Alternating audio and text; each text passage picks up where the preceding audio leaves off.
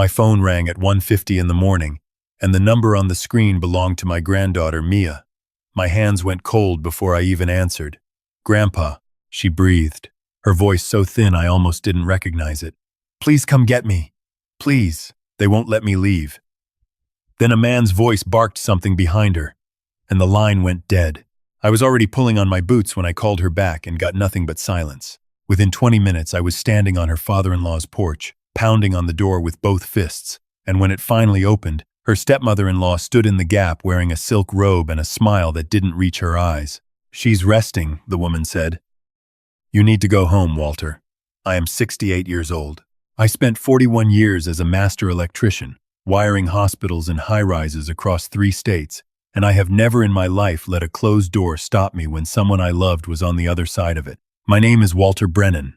Before I tell you what happened that night, I want you to do something for me. Tell me in the comments which state you're watching from, and if you believe a grandfather owes his grandchild everything, hit that like button right now, because you're going to need to remember you pressed it by the time this story is over. I lost my wife, Doris, 6 years ago to ovarian cancer, and when she went, she left behind more than grief. She left behind a granddaughter who called me every single Sunday without fail, and a quiet trust fund she'd built in secret for 30 years, one she never told a soul about except me and her lawyer. Doris had grown up with nothing. Her father drank away whatever the family had, and she swore that no child of hers, and no grandchild either, would ever be at the mercy of someone else's money. So she worked, she saved, she invested patiently and quietly while I built houses and rewired old buildings, and by the time she passed, the account she'd carved out for Mia had grown into something substantial. Mia didn't know the full number. I didn't tell her. Doris always said money handed to a young person too early just teaches them to be afraid of losing it instead of grateful for having it. The trust would unlock the day Mia turned 28, with one signature required to release it, mine, as trustee, alongside Mia's own. Mia is 27 now. She's a speech therapist who works with stroke patients at a rehabilitation hospital outside Columbus, the kind of job where you don't get rich, you just get good at being patient and kind to people on their worst days. 3 years ago, she married a man named Connor Hale. Connor sells commercial real estate, the type of man who shows up to a backyard cookout in a blazer because he can't imagine being underdressed for anything. His father, Russell Hale, made his money flipping office parks in the 90s and never let anyone forget it. Russell remarried a woman named Pamela about 4 years back, a woman roughly Connor's own age, sharp-eyed and perfectly composed, who decorated her stepson's wedding like it was a corporate gala. I never trusted Pamela. Doris used to say, "You can tell everything about a person by watching how they treat the help," and I watched Pamela treat caterers and valets like furniture. But Mia was happy, or she seemed happy, and I told myself an old man's instincts aren't always right. It started on a Tuesday night in late October. I'd gone to bed early because my knees had been aching from the cold front coming through, and I was somewhere deep in a dreamless sleep when my phone lit up the dark bedroom. The clock read 1:50 a.m. At my age, nobody calls that late with good news. I answered before the second ring finished. "Grandpa." Mia's voice was wrong, thick and slurred, like she was talking through a mouthful of cotton. My chest seized up immediately. "Mia, sweetheart, what's going on?" I said, already swinging my legs out of bed. "Please come get me," she said, and I heard her breath catch on something close to a sob. "They won't let me leave. They keep saying I need to rest, but, Grandpa, I don't feel right. I don't feel like myself.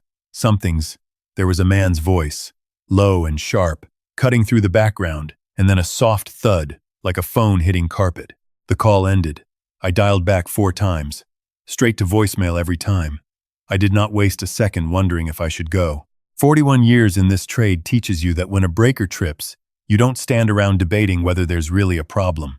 You find the short before the whole house burns down. I pulled on my work boots, grabbed my coat, and took my truck keys off the hook by the door. I keep a registered handgun locked in my truck's glove compartment, a habit from years of working late jobs in neighborhoods that weren't always friendly after dark, and on instinct I made sure it was secured before I backed out of the driveway. I am not a man who looks for trouble, but trouble had just called me from my granddaughter's phone, and I intended to meet it.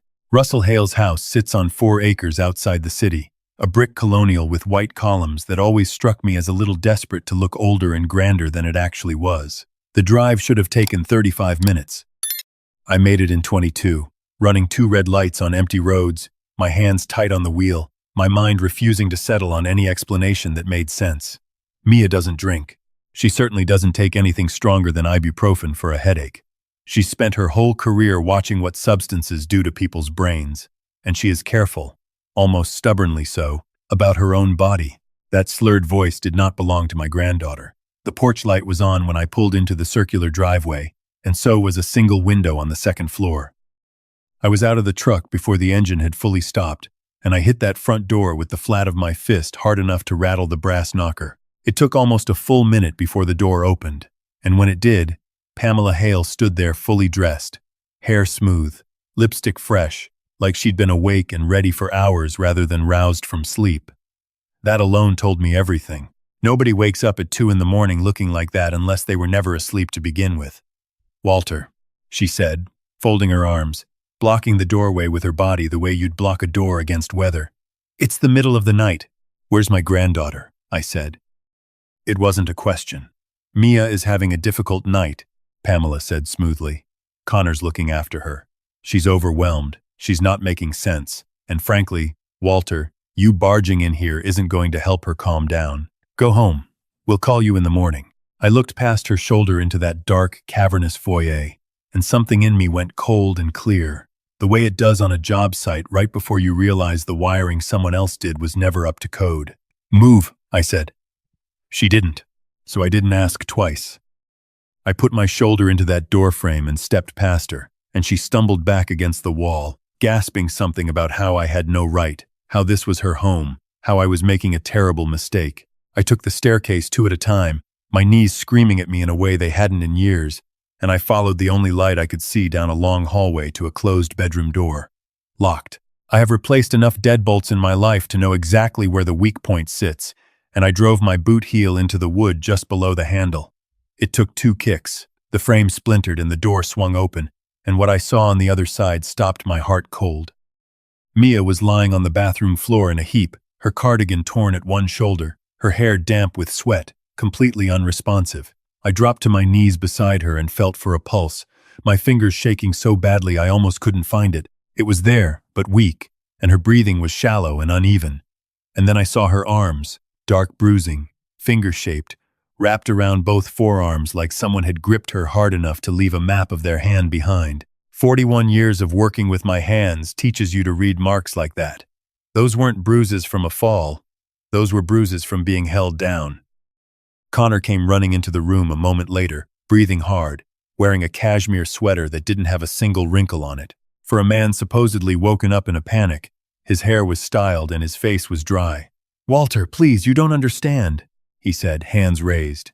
"She's been struggling. She's not stable. I already called Dr. Whitfield. He's on his way. He knows how to handle this discreetly. Call 911, I said, my voice low and shaking with a fury I hadn't felt since I buried my wife. "Call them right now, or I will break every bone in your hand." "You're not thinking clearly," he said. "If the paramedics come, if this gets documented, it could destroy her career. It could." I didn't let him finish.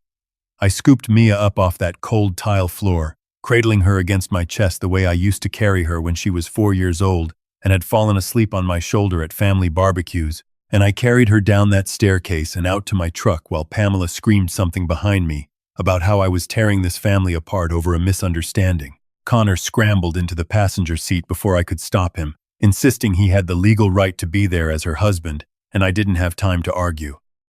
I laid Mia across the back seat, buckled her in, wrapped my coat around her shaking body, and drove to St. Agnes Medical faster than I have driven in 30 years. The emergency room swallowed her up the moment we arrived, a team of nurses taking her back on a gurney before I could even finish explaining what had happened. A man in a white coat strode past me without a glance and went straight to Connor. "Dr. Whitfield." He had a private trauma room ready, he said, his voice hushed, like we were discussing a business deal rather than my granddaughter's life. I demanded a full toxicology screen and an examination of the bruising on her arms.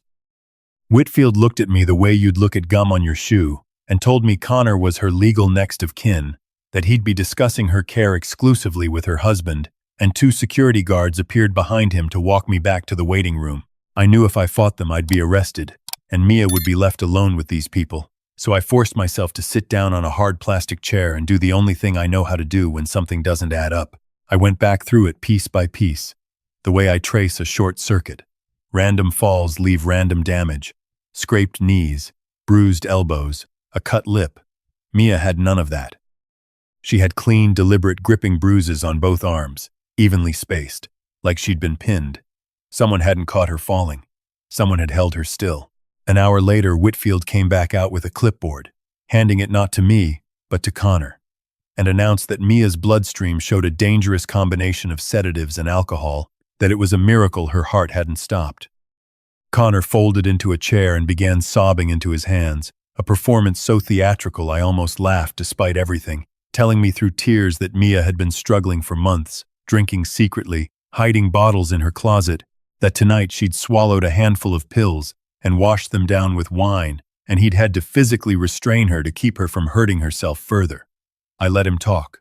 I let him build that whole rickety structure of lies, sentence by sentence, because the longer a man talks, the more cracks show in his foundation.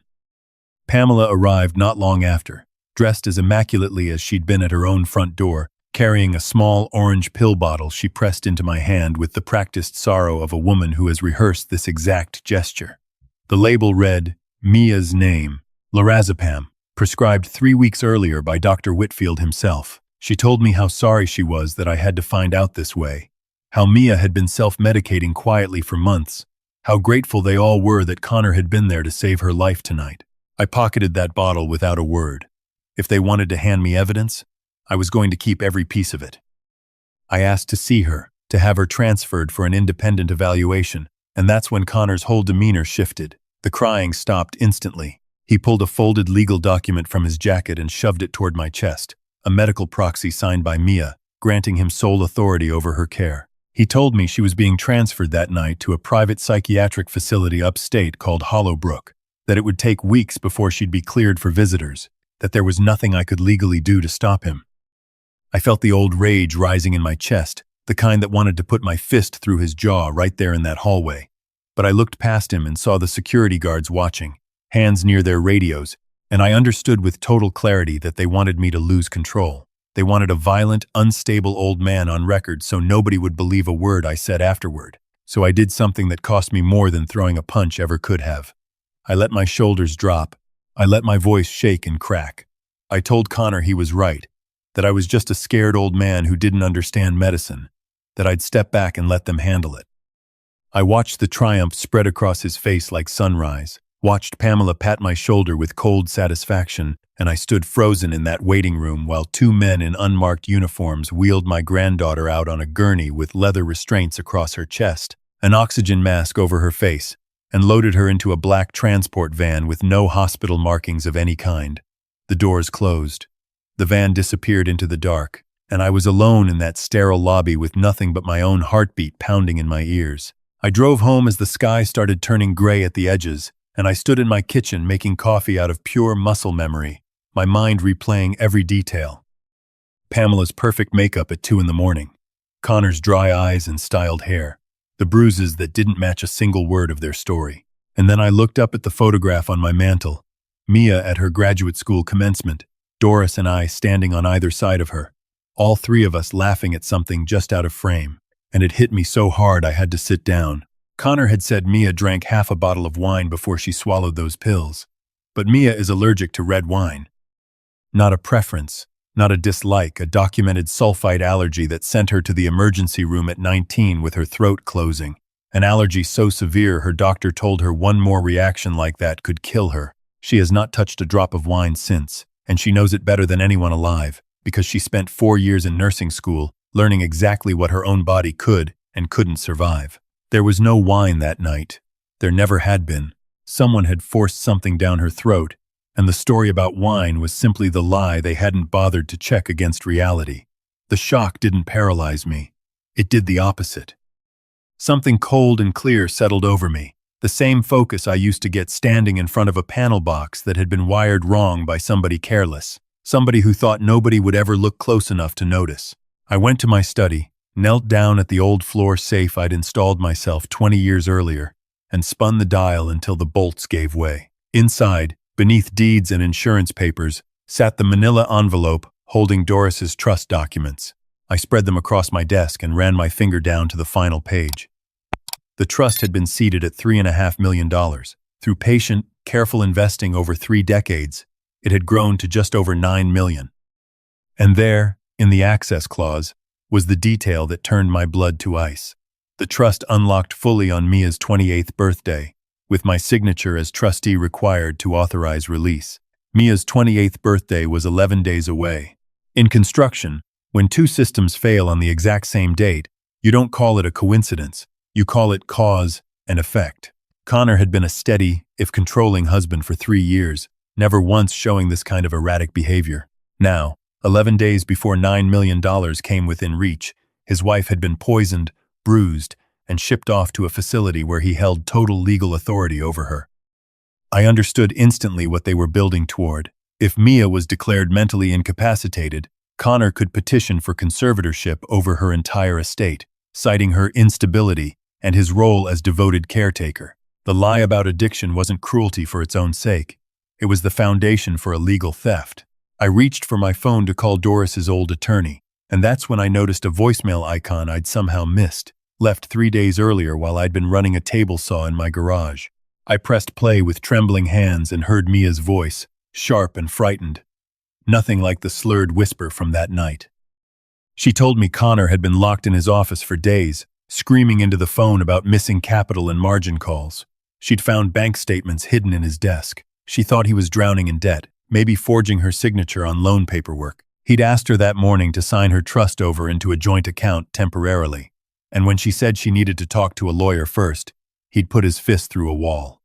She was scared. She asked me to find Doris's original trust paperwork and have it ready, because she was planning to file for legal separation. The message ended there. I sat in my study with my head in my hands, understanding now exactly what had happened. Mia had refused to hand over the money, so they had taken it from her the only way left available to them. The grief in me turned into something colder and far more useful. I was not going to charge back out into the night swinging. 41 years of work teaches you that the man who rushes a job without a plan is the man who burns the whole house down. I called an old friend, Desmond Pierce, a retired police detective who now ran a small investigation firm out of a strip mall, and told him I had a structural collapse on my hands and needed someone who knew how to dig through wreckage. I also called Doris's attorney, a sharp, no-nonsense woman named Renata Cole, who had drafted that trust 3 decades earlier and had been waiting, I think, for exactly this kind of call her entire career. We met the next morning in a diner off the highway. The 3 of us crammed into a vinyl booth that smelled like burnt coffee and bacon grease. I laid out everything, the bruises, the false story about wine, the trust maturing in 11 days, the voicemail. Renata explained the hard truth immediately. As long as Connor held a valid medical proxy that Mia herself had signed, our hands were legally tied on the medical side. Going to the police directly would get me a restraining order, not my granddaughter back. We needed proof of Connor's financial collapse strong enough to justify an emergency injunction, freezing the trust, and we needed to find exactly where Mia was being held before her 28th birthday arrived, and the conservatorship hearing, which Renata suspected was already being quietly scheduled, could finalize. Desmond would dig into Connor's accounts. Renata would prepare the legal injunction. I would find my granddaughter, and in the meantime, I would make Connor believe he had already won. That afternoon I called him, lowering my voice, letting it shake with manufactured exhaustion, and told him my arthritis was flaring, that I couldn't bear to sit in my empty house surrounded by Mia's photographs, that I was driving up to my cabin near Lake Erie for a month, with no cell service to process my grief. I could hear the relief flood his voice, like he'd just been handed a winning lottery ticket. He told me to take all the time I needed, that he'd handle everything down here. He thought he'd neutralize the last threat in his way.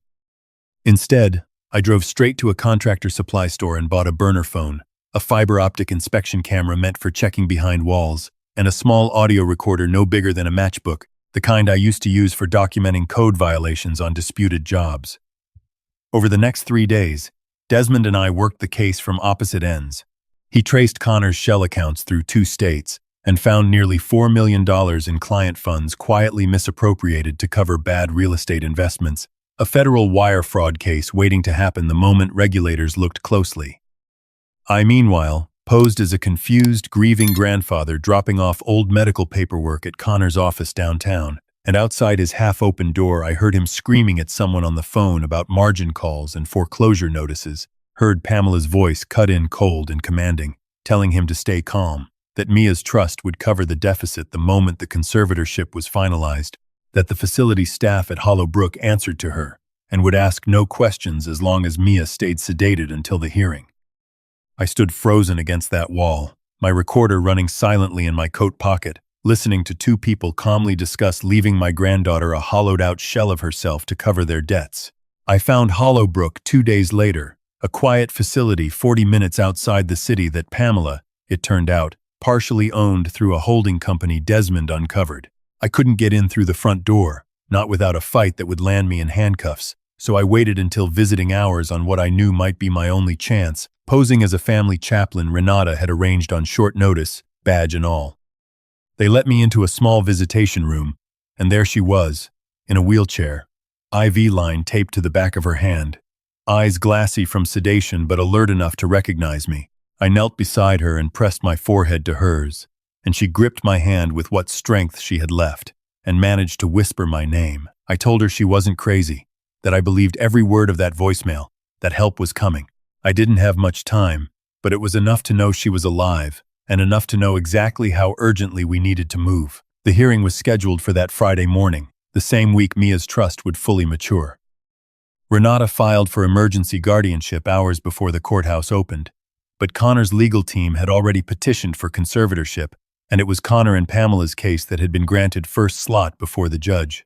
I spent Thursday night in a cheap motel room pressing a charcoal suit I hadn't worn since Doris's funeral, the same suit I used to wear when negotiating six-figure commercial contracts, and I looked at myself in that cracked motel mirror and understood that the helpless old man Connor believed he'd sent off to a fishing cabin was finished being useful to me. Friday morning, Judge Eleanor Voss sat behind the bench in a private chamber thick with the smell of old wood and manufactured grief. Connor sat at the plaintiff's table in a dark, somber suit, dabbing at dry eyes with a handkerchief, telling the judge, through a trembling voice, how he had tried everything to save his wife from her addiction, how the toxicology report proved she was a danger to herself, how he only wanted to protect her and her inheritance from her own self-destruction. Pamela sat beside him, a hand on his shoulder, the picture of a grieving, supportive mother.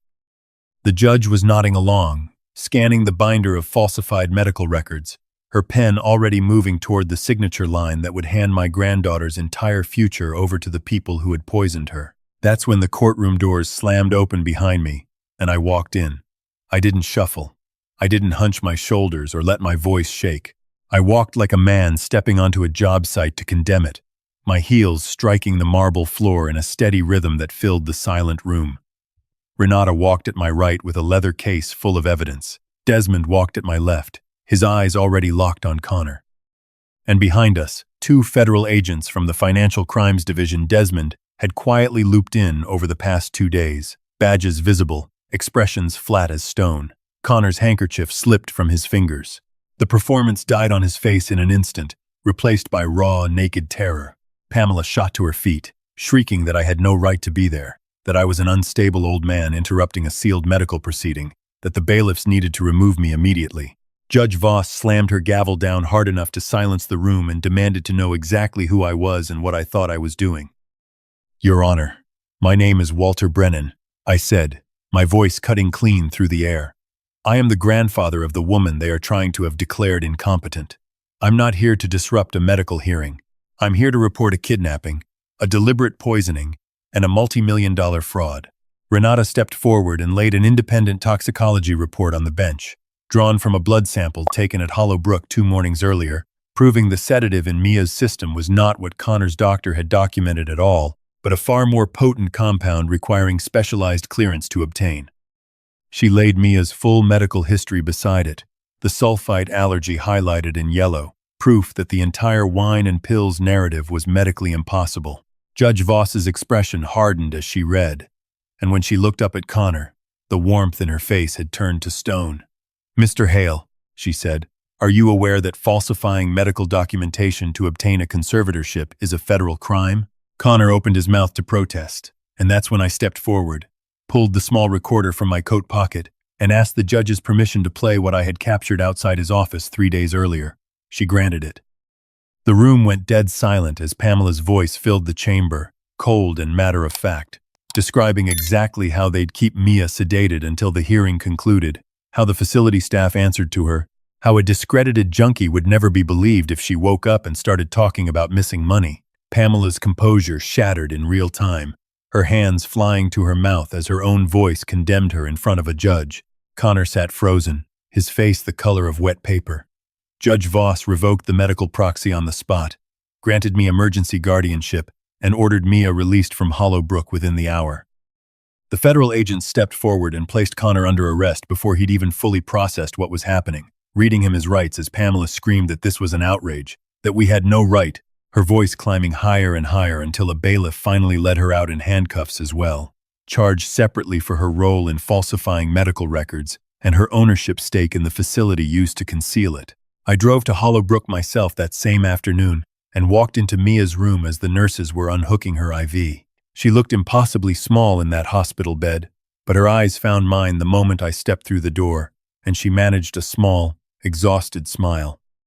I knelt beside her, took her hand, and told her she was safe now, that nobody was ever going to hurt her again, and felt her fingers squeeze mine with more strength than I expected. A month later, winter had finally loosened its grip, and the maple tree in my backyard was budding again. Connor pleaded guilty to wire fraud, embezzlement, and conspiracy, and is currently serving an 18-year federal sentence. Pamela fought the charges until the recording made that impossible, and she's serving 12 years for fraud and false imprisonment. Her name dragged through every business page in the state. Mia's trust, fully matured and entirely untouched, sits safely in an account no one but she and I can access. The money never mattered to either of us nearly as much as she did, but it's hers now, exactly as Doris intended. I sat on my back porch that Sunday afternoon with a cup of coffee, watching Mia in the yard below, sitting cross-legged on a blanket with her face turned up toward the sun, color back in her cheeks for the first time in weeks. She looked up at me and smiled, and I lifted my mug toward her the way I used to lift one toward Doris on quiet evenings just like this one. I thought about everything I'd learned across 4 decades of wiring buildings other men had built, that you can dress up a faulty structure in marble and crown molding all you like, but sooner or later the truth in the wiring always shows itself, if someone is patient enough and stubborn enough to go looking for it. There's a dangerous idea some people carry, that age makes a man slow, that gray hair means a dulled mind too tired to fight back. They believe silence is the same thing as surrender. I am here to tell you, it is not. I never threw a punch. I never raised my voice louder than I had to. I simply gathered every lie they handed me and used it to build the very trap that caught them. Never mistake an old man's patience for weakness, because somewhere underneath that patience is 40 years of knowing exactly how to find the short before the whole house catches fire. If this story meant something to you, hit that like button and tell me down in the comments, neighbor to neighbor, what would you have done in my shoes that night? Love doesn't always look like grand gestures. Sometimes it looks like an old man refusing to believe a closed door is the end of the story. What carried Walter through wasn't strength or anger. It was patience, and a lifetime of paying close attention to the people he loved. That's the quiet kind of devotion worth holding on to. Showing up, staying steady, and trusting that truth always finds its way to the light. A small note for you. This story was imagined and written by AI purely for entertainment, though I hope its gentle life lesson still found its way into your heart.